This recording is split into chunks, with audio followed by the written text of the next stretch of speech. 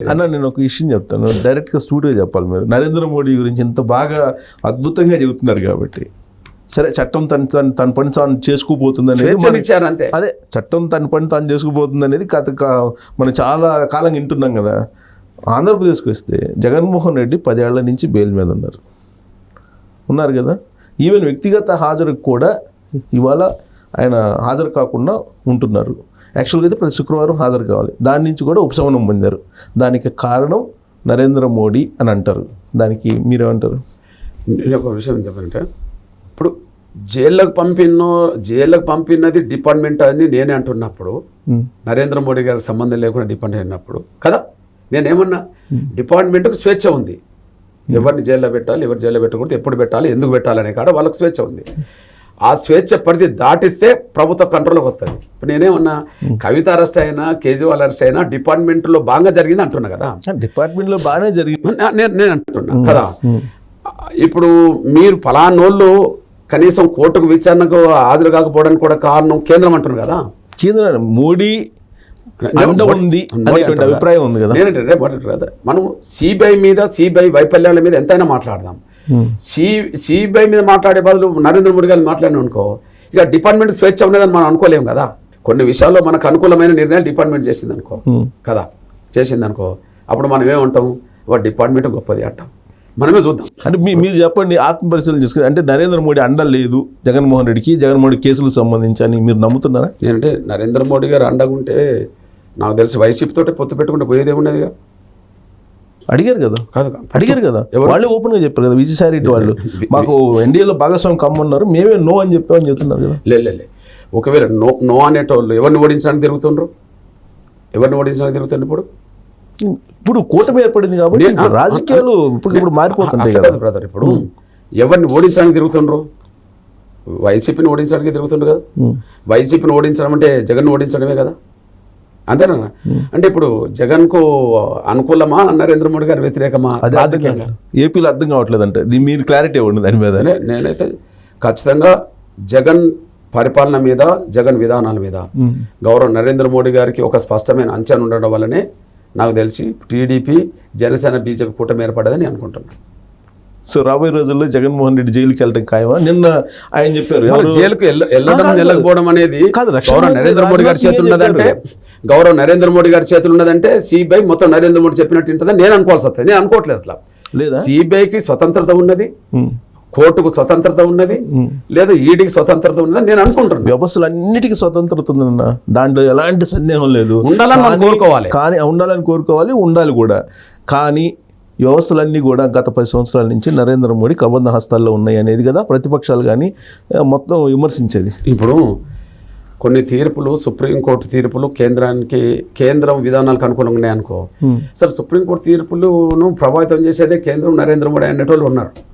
కానీ మన సుప్రీంకోర్టు తీర్పు కొన్ని విషయాల్లో, ఎన్నికల బాండ్ విషయాల్లో మరి సిజే గారు ఆధ్వర్యంలో జరిగిన తీర్పులు ఎట్లా వచ్చినాయి? ఎలక్ట్రల్ బాండ్స్ ఏదైనా కానీ ఎట్లా వచ్చినాయి అంటే, కొన్ని వాళ్ళ విధానాలకు అనుకూలంగా వచ్చినప్పుడేమో వాళ్ళకంట కడతా అంటారు. మరి విధానాలకు వ్యతిరేకం కూడా వచ్చిన తీర్పులు ఉన్నాయి, నిర్ణయాలు ఉన్నాయి కదా. మరి వాటిని ఎట్లా? మరి వాళ్ళ కంట్రోల్లో ఉన్న వ్యవస్థ వాళ్ళకి వ్యతిరేకంగా నిర్ణయాలు తీసుకోవద్దు కదా. అందువల్ల వాటికి స్వతంత్రత ఉన్నది. ఆ స్వతంత్రంగా ఆలోచించే వాళ్ళు నిర్ణయాలు తీసుకుంటారని చెప్పి కోర్టు మీదనైనా అనుకోవాలి, సిబిఐ మీద అనుకోవాలి, ఈడీ మీద అనుకోవాలి, ఏ వ్యవస్థ మీద అనుకోవాలి. అసలు ఏ వ్యవస్థ ఆ వ్యవస్థ తమ పరిధిలో స్వేచ్ఛగా పనిచేయడమే మనం కోరుకోవాలి. డెఫినెట్గా అలా ఉండాలి. అలా ఉంటేనే అందరూ భద్రతంగా ఉంటారు, అందరూ సేఫ్టీగా ఉంటుంది. రాజ్యాంగం కూడా అదే చెప్పింది. అయితే ఇక్కడ మీరు అన్నదానికి చంద్రబాబు నాయుడు అరెస్ట్ అయినప్పుడు ఈయన లండన్లో ఉన్నారు, జగన్మోహన్ రెడ్డి లండన్ నుంచి తిరిగి వచ్చి ఆయన ఏం చెప్పారు, ఇది నాకు తెలియదు, పైన ఢిల్లీలో ఉన్న పెద్దోళ్ళు చూసుకున్నారు అని చెప్పి ఆయన వ్యాఖ్యానించారు. అంటే దాని అర్థం ఏంటి? నరేంద్ర మోడీ ప్రమేయం ఉన్నట్టే కదా అరెస్ట్లో. వచ్చిందంటే ఆయన ఎవరో పెద్దలు అన్నారు, కానీ ఏ పెద్దలో చెప్పగలిగిండా మీరు చెప్పండి. ఢిల్లీ పెద్దలు అంటే దేశంలో ఇవాళ 2 మహానేతలుగా దేశాన్ని నడుపుతున్నారు. గౌరవ నరేంద్ర మోడీ గారు ప్రధానమంత్రి, ఓకే, ఆయనే దేశాన్ని అన్ని కొన్నలో నడుపుతున్నాడు. ఆ తర్వాత దేశంలో చక్రం తిప్పుతున్నది అనబడుతున్నది, లేకపోతే రెండో స్థాయి సమర్థవంతుడైన నాయకుడు అనబడుతున్నది అమిత్ షా గారు కదా. చంద్రబాబు నాయుడు గారిని జైల్లో పెట్టాలని నిర్ణయం కేంద్ర ప్రభుత్వ ఆలోచనలో ఉంటే కదా, ఎవరు వచ్చి అరెస్ట్ చేయాలా? ఏ సిబిఐయో ఏడో అరెస్ట్ చేయాలి. అవును. అది వాళ్ళ వ్యవస్థలు. ఆయన అరెస్ట్ చేసింది ఏ డిపార్ట్మెంటు? State department. అవును, సిఐడి వాళ్ళ స్టేట్ డిపార్ట్మెంట్. నీ కన్సర్న్లో నువ్వే అంటావు కదా కదా మరి నీ కన్సర్న్ ఉన్నప్పుడు పోలీస్ డిపార్ట్మెంట్కు కేంద్రానికి అంటగడితే ఎట్లా? మరి అది క్వశ్చన్ చేయాలి కదన్నా, బీజేపీ వాళ్ళు క్వశ్చన్ చేయాలి కదా. వాళ్ళకి సంబంధించిన నన్ను నువ్వు అడిగినావు కాబట్టి అంటే వాళ్ళిద్దరి మధ్యలో ఏదో నడుస్తుందనే ఒక అభిప్రాయం ఏపీ ప్రజల్లో ఉంది. అట్లా కూడా కాదు. నేనేమిటంటే చంద్రబాబు నాయుడు గారిని అరెస్ట్ చేయించడంలో వాళ్ళ పాత్ర ఏ రకంగా ఉన్నదనుకున్నా, చంద్రబాబు నాయుడు గారితో మరో 3 నెలలు తిరగకముందే పొత్తు పెట్టుకునే పరిస్థితి ఎట్లా వస్తుంది?